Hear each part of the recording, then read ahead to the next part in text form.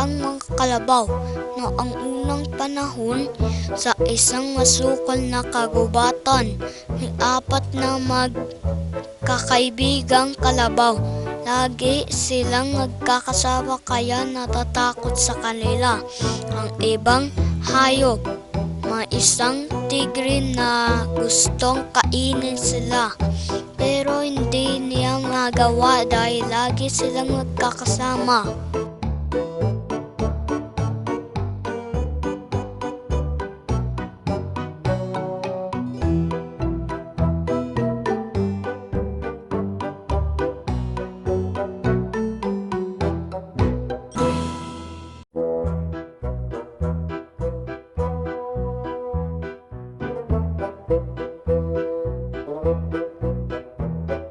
Isang araw pumunta ang apat na kalabaw sa isang lugar na maraming sarap na damo.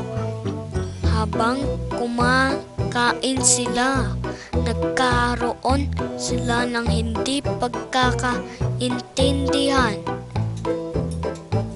Nagalit sila sa isa't isa at naghiwa-hiwalay.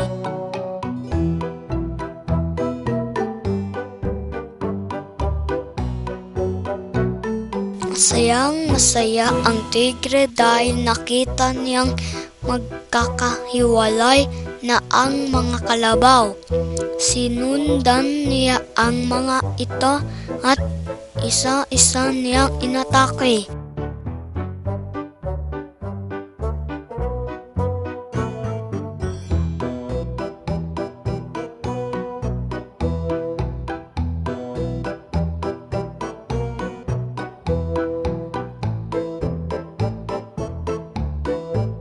Ang aral ng kwento ay mas malakas tayo kapag tayo ay nagkakaisa at nagtutulungan.